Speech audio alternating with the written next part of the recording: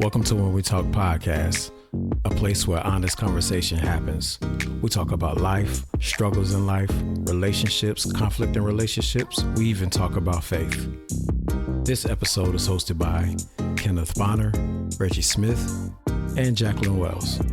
Welcome again to the When We Talk Podcast. This is Kenneth Bonner, Reggie Smith, Jackie Wells. And today, this segment will be talking about sex in the confines of the marriage.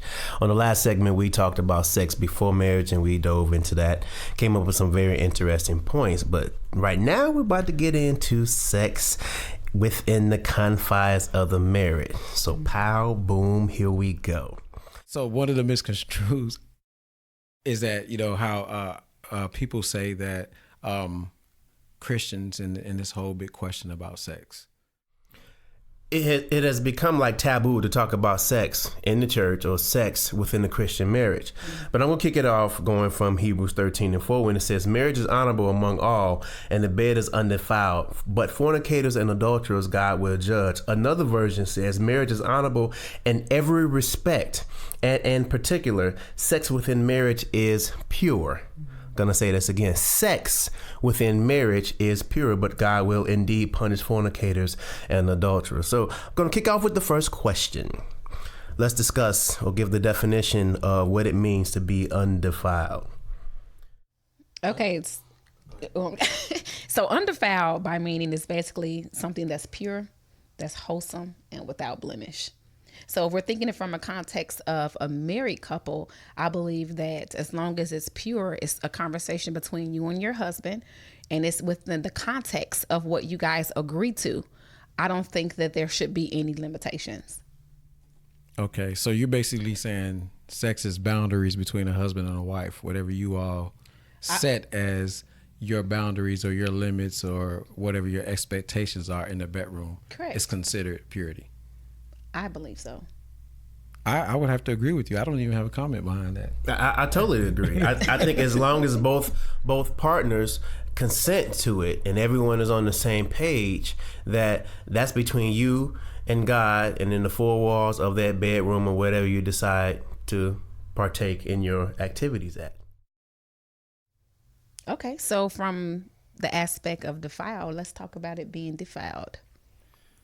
I don't know how a marriage between a husband and wife or sex between a husband and wife can be defiled. I guess when you look at things that are pretty much against your spouse's wills, against their will. Okay, well, let me just give you the definition of what I see as being defiled. To make fault, dirty, to pollute, to taint. So when you think about all of those words in the context of marriage, I know a lot of times that, men and women can think that some things are okay, and especially if we get off into the aspect of people in marriage that think pornography is okay to make marriage or to make their marriage sex life better. I don't think that, depending on what that is, it could be corruptible because you could be wanting to do some things with your spouse that the other spouse don't necessarily agree with. And then too, it's a lot of things out there too on the internet that you would want to bring into your bedroom. And again, it could be corruptible and it could be tainted based off of what you bring into the household that might not be acceptable by the other person. It goes back to those soul ties. If you try to bring those past experiences, that you had in the past into this current relationship, that could be undefiled too. Yeah. Or defiled. I think though that when you think of it from that way, going even further to where there are some people that want to bring a third person into the relationship, in the bedroom as well. Mm-hmm. That's defilement, but I don't agree with pornography in marriage because again, that's a whole nother level of soul ties that we talked about. Mm-hmm. Because even though you're just watching pornography, you're actually tying your soul to the acts of what those people are doing. Mm-hmm. And then you're setting the expectation for your partner to meet those same things you're watching in the show, basically. Mm-hmm. So let me ask this question so you said that bringing things from your past into the bedroom can be wrong. But what if you're bringing something from the past into your bedroom and both you all agree upon it? I mean, so let me ask this question. Clarify that. Yeah. So I'm asking because I want to know. Because you're playing devil's advocate as usual. But I want to know what are those things. But what are you talking about? What are those things? Based on boundaries. So for instance, if you're bringing up things you used to do with a previous partner and trying to bring it into this relationship to do it with your current partner, and your current partner is like, I'm not feeling that. I don't get down like that. Then from that perspective is what I'm talking about. Okay. I agree. Okay. Because I wouldn't want to bring anything from anything previous that I've been through with somebody else with my current husband. I just think that that's disrespectful on all kinds of levels, because it also takes you through a trance. I think, if you're trying to bring something in from your past to your current, it's not going to mix well. You know what I'm just saying, flashbacks. So I don't think that would be appropriate. And really, since we are talking about sex, what is it that you could bring from your past that would be acceptable in your current marriage? And that's the question I'm asking, because if you've had sex before marriage, you're bringing that into your marriage because you've already have done it. That's what I'm asking. So help me understand. So that's what I'm saying. So, if and I'm just throwing out a number because I'm not saying me. I'm just gonna throw out a number. If I've had 16 partners before you, and now you're my 17th and final partner, I'm bringing my past experiences into this relationship. You know what I'm saying? Because I've already had sex already. You guys understand what I'm saying? You've already had sex, but you're not bringing the whole experience. The experience into your. I mean, everybody who's gotten married has had sex before, I'm sure. Okay. But I don't consider that as me bringing those encounters into my marriage. So if you're basically trying to do things the same exact way that you did with another partner, does that make sense? Does that clarify? Or maybe you can be a little bit more. Or more descriptive. Reggie, go ahead and make your point. Go ahead and make your point. So how many more different ways can you be? Okay, so just say it. Okay, so give me some clarifications on when you say you're bringing your past, since you've had sex in your past and you're bringing it into your marriage. Give me what you're exactly meaning when you say that phrase. So let me give you an example. Let's say that you got a partner that you used to, in your past relationship, you used to play with handcuffs, and you want to handcuff or tie your partner up. Then you come into this relationship and you try to tie your new partner up, and they're like, what's up with that?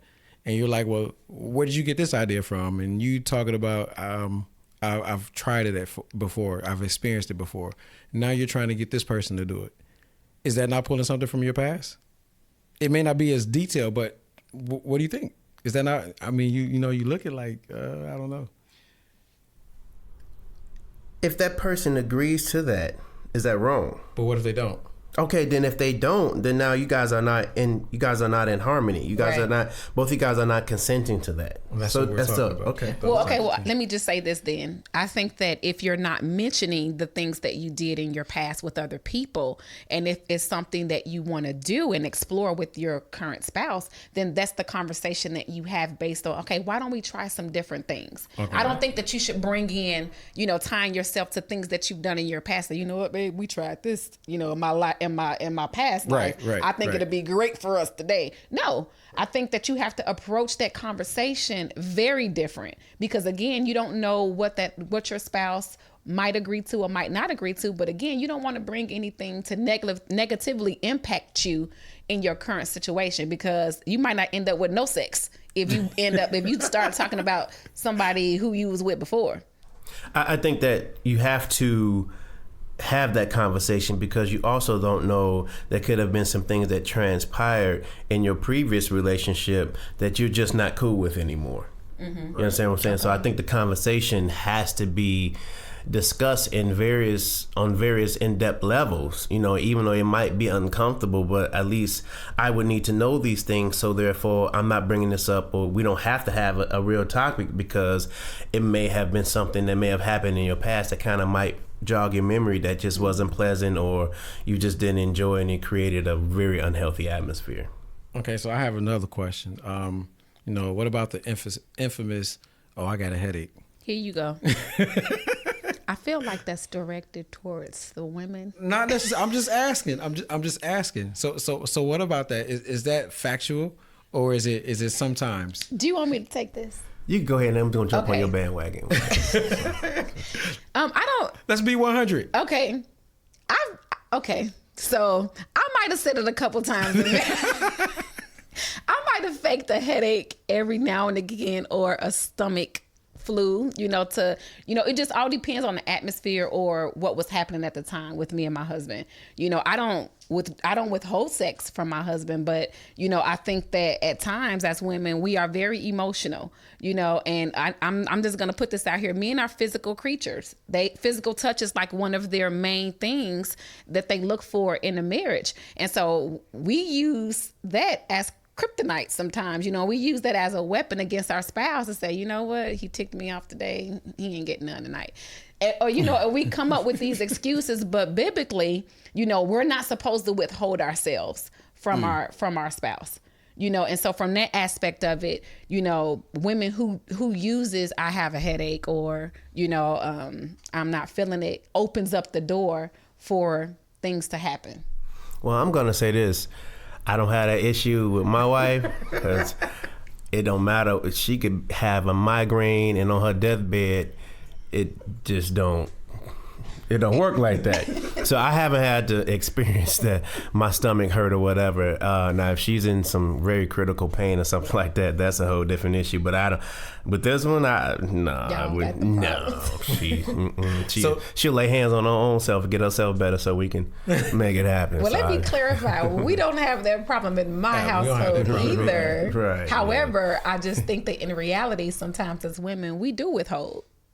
And it needs to be talked about, so that's why I brought it up. I think in reality as women, so let me men too. I don't think it's just women. I think, my husband, let me think about that. Well, no, he ain't never, no. So let me ask that question. So do you think men withhold as well? I'm not withholding nothing. Unless I'm being honest, unless I'm not reading the signs, because whatever, or I'm dog tired and I'm just not picking it up, I'm not withholding nothing.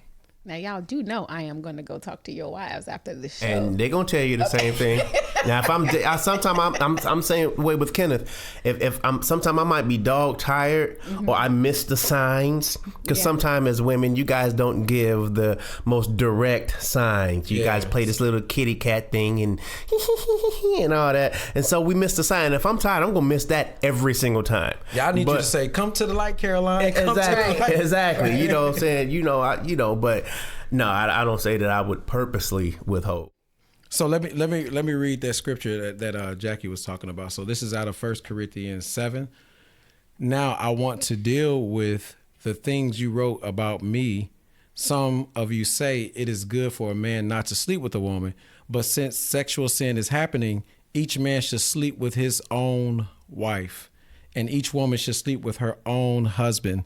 A husband should satisfy his wife's needs, and a wife should satisfy her husband's needs. The wife's body does not belong only to her. Should I read that again? Yeah. Okay. So the wife's body does not belong only to her.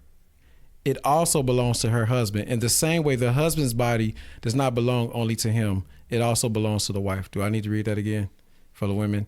Okay.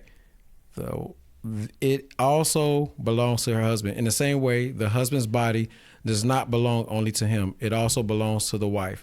You shouldn't stop giving yourselves to each other. You might possibly do this when you both agree to it. And you should only agree to it to give yourselves time to pray. And for a set time. Yep. And then you should come together again in that way that Satan will not tempt you when you can't control yourself. So that's just that kind of ties into that scripture, that you were talking about, where people, may play the headache or whatever the case and intentionally withhold from your partner, whether it be male or female. I don't think that like the scripture says, you should do it for a set time that you all agree upon, because temptation can come. I mean, we're all human, we're all flesh, and if you're not meeting needs, let's just be honest, people look to, whatever they can to meet those needs. And which is a sad thing that you often see that happen a lot in marriage. Yeah, and too, I think also as women and as women in marriage, we like to hear things from our husband that makes us look attractive, or that puts us in that mode of wanting to be needed by our spouses. Because a lot of times, when you think about the marriage being defiled, some men, can look at women outside of their marriage and wish their wife had the body or had the look that they would expect from somebody else, which can cause issues eventually in the marriage, which makes me feel, like I'm not wanted, like I'm not valued by my husband. So it could cause me to be shaky a little bit and not want to willingly give myself to him. Even though I know that I'm not supposed to withhold anything from him, too, I think that it's important that, the man, he compliments his wife to make sure that she, that she feels like she's wanted and needed by him. Right. And I think that sometimes when your spouse is not in the mood for whatever reason they may be, sometimes you got to respect those feelings. Because if you don't respect those feelings, then like you said, you can go in the doghouse and, I'm not giving you nothing. I think that I get all that, and I do understand that, there should be some boundaries, and, you shouldn't take it personal if your spouse is, has an illness or something, or she just can't physically perform. But I also think that it is a very, very dangerous game to purposely withhold sex from your spouse. Yes, I agree. At any time, but especially now more than ever with social media being as prolific and everyone is enamored into social media. There's so many things out there that can catch your attention. So basically, and I've gone through this, not in my marriage now, but when you purposely withhold for X amount of time, you basically are indirectly or directly opening up the door from that other end. You know what I'm saying? Because when you are, it's something about when you have sex with your spouse, it releases and creates certain things. It creates the closeness. It creates that bond with you and your spouse. But just like with anything else in a relationship, even a relationship with God, the more and more you distance yourself with God, you allow the enemy to step in and start to wreak havoc in your spiritual life. It's the same thing with your spouse, with your wife. If you continue to distance yourself from your spouse, then that's what the scripture was talking about that Kendall just talked about. Now you allow the enemy to come in and start to wreak havoc. Now, not only are you seeing things on social media, you start to have these unprecedented dreams that are coming out of nowhere. You start thinking things of thoughts. And you start to hear certain things, and it's creating these different things that's going on the inside of you. So I think for women that do that, even for men with your spouse, you are creating a very dangerous, you are on a thin line because it's so easy. Sex is so easy to get and obtain nowadays. Right. It doesn't take much. You don't have to actually leave your house to go get it like you had to do back in the day. Right. You could turn on your iPad or your computer and they're offering it to you. Right. So I think that's very, very dangerous. I want to segue into this because Kenneth made this comment about what may not be happening. So here's my question, and I think it's a very serious question. What do you do when your mate is not performing or meeting the need in the bedroom? How do you navigate through that? What do you say? What do you do? Because this is a main issue, is because when they're not performing, and we're not doing what we need to do, not stepping up, what happens is that you're going to look for someone to perform and meet those needs. Well, okay. Well, for first. me, I think it's as simple as a conversation. You know what I'm saying? I think it's important, and even like, you're supposed to communicate all things in marriage. You have to communicate about sex as well. And me and my husband, we have a tune with each other. We have harmony. So I can sense, you should be able to sense when something is off in the bedroom with your spouse. But again, I think ultimately it goes back to making sure that communication is there, making sure you have the conversation, and just simply ask, okay, so what is it that I'm not doing?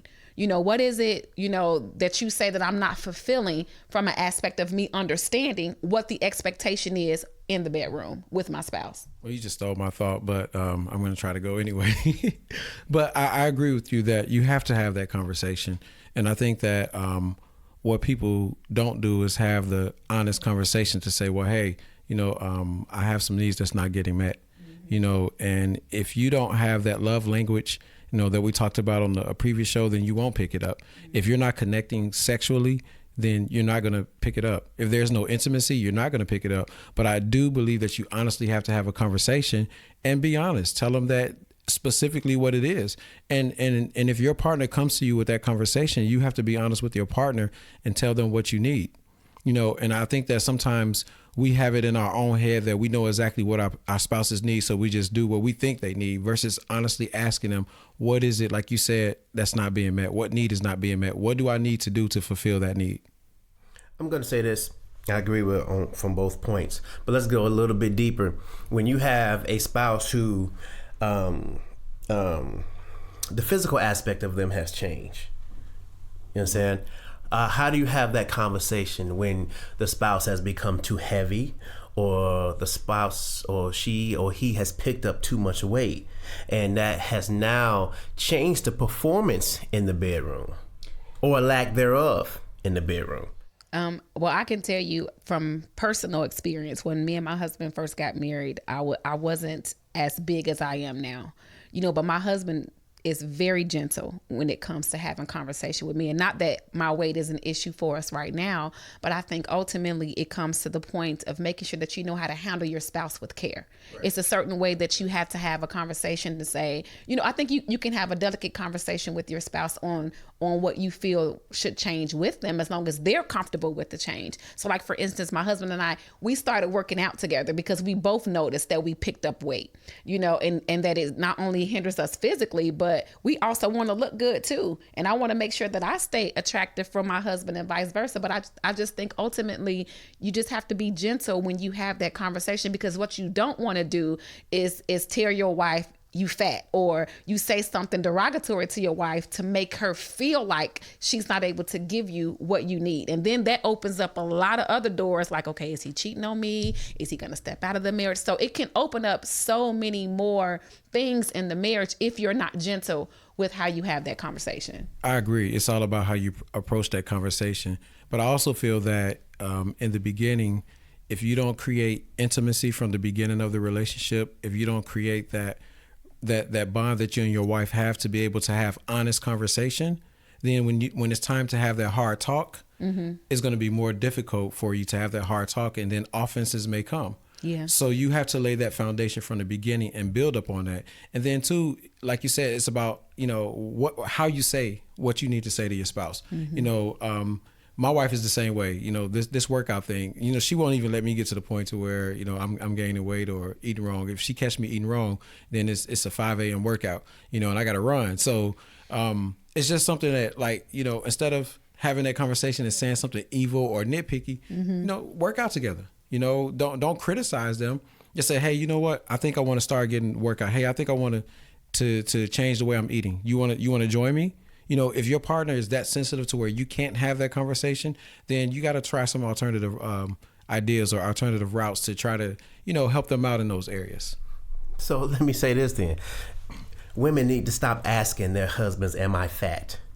Okay, let's stop that right now, because if you want him to be honest, and then he becomes honest with you and tells you, yeah, man, you are a little fat or whatever like that, then you guys go down this whole road of all this other kind of stuff. Come on, and then now it sets us up because you asked a honest question. We gave you an honest answer. So here's what happens now, because you've asked that question, you've opened up the door for that. Now, and you know how you all think, you got to start playing these little things in your mind. Now what happens is later on down the line, now the dynamics in the bedroom begin to change. You understand what I'm saying? Because now, let's be honest, when you all were dating and in the precursors of the marriage or whatever else like that, you did it with the lights on, anywhere, any place, anytime. Now all of a sudden he has agreed with you that you are, babe, getting a little fat. Now all of a sudden you run past the mirror, you put on a towel, you want the lights extra dark and everything else like that. Then stop asking that question. Hiding. You're hiding yourself. Now the nature but what happens is, because the nature of what happens or was supposed to happen in the bedroom starts to change,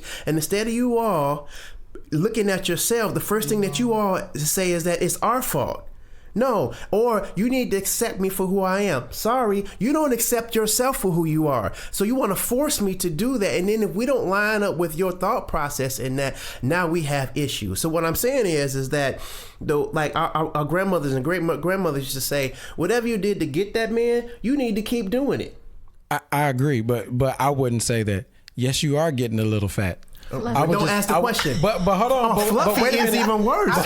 Fluffy. Don't say chunky. But you got to go back to how you handle the conversation with Yes. sensitivity. Baby, am I getting fat? No, you're not getting No. fat. Are you gaining a little weight? You have put on a little bit of weight. You get what I'm saying? But on the other end of that, though, and just being honest, you know, that women, Need more if cushion you for the ask that cushion. question, no.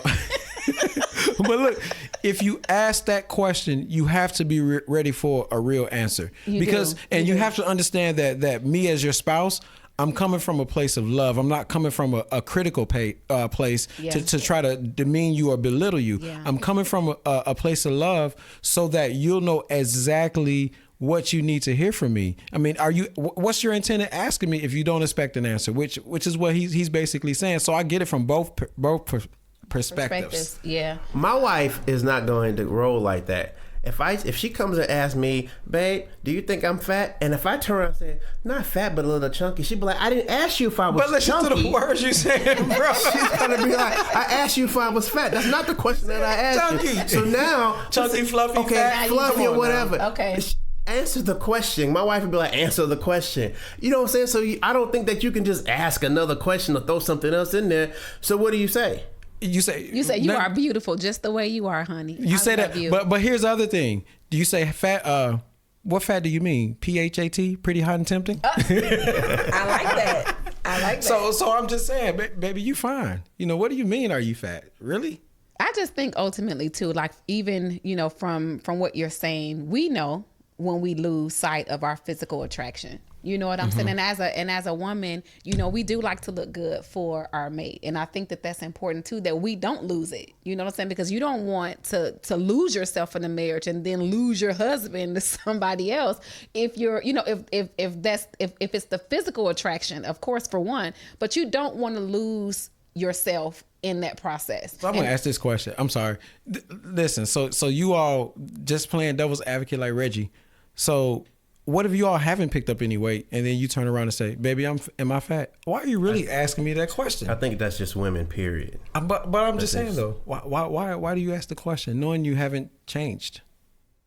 How do you know that we don't know that we haven't changed? Because it could be that you're not complimenting me every day. It could be that you're not paying me enough attention. It could So be redirecting? That I'm not redirecting. You asked the question and I'm giving you the response. It could be that you haven't, you know, noticed my hair changing. You didn't notice my hair done. You didn't notice my hair, my nails done. But what if you know, we're noticing all those things? What if you're not? But what if we are though? But what if we're noticing those things? What if we're complimenting you? What if we're telling you how beautiful you are, and you're still asking that question? Does it go into that whole thing about Steph Curry's wife, you know, wanting a compliment from another man? I mean, you know, does that? Well, no, open that door? I don't feel like I need to be validated by another man, because ultimately I know that my husband do love and care about me. So I don't care about what nobody else have to say or think. So I think that if they are asking that question, if they know nothing has changed, it becomes an identity issue. You know what I'm saying? That's what ultimately I think that it is. And anytime you feel like you have to be dependent on what somebody else say about you, whether it's your husband or not, it is an identity crisis there, and some things you need to work out. And sometimes insecurities rise up. Yeah, you know? It happens. I do want to go on record to say this, is that I posed that one question, but I'm not having those issues in my bedroom. So I just want everybody to know. We don't, I don't think course. neither one of Yeah, we don't have those issues in the bedroom. But I The do Bonner want, household is good. yeah, and the Smith household is dope. And the Wells household, we handle business. We're rocking it. But I do want to say this. I know we're getting ready to close. That there are a lot of relationships that are suffering because of this very same question that I asked, because they may not want to hurt the person to say the wrong thing. So I'm going to say this: have the conversation. You know, sometimes the truth does hurt, but be honest with them, as opposed to going out, stepping out and do something else, and fail to have that conversation to give that person the opportunity to make those changes in the bedroom or with themselves, you know, for the confines of the relationship. I agree. I agree. And what I'm going to say too, in my final thoughts, is I think that don't lose sight of what that spark was that got y'all together. I think, you had mentioned that earlier in the show, Reggie. I think making sure you have the date nights and that you compliment each other, that you are having that communication and that conversation on if I'm lacking anything, if I'm not lacking anything. I think that's going to always be important when you are talking about sex in marriage. I agree. And again, like we stressed it all throughout the show, you got to have that conversation. And when someone's having that conversation with you, you have to be on the end to where you're willingly receiving what they're saying. And you can't take it from a place of hurt, and you have to approach it from a place of love. So again, once again, it's another great topic.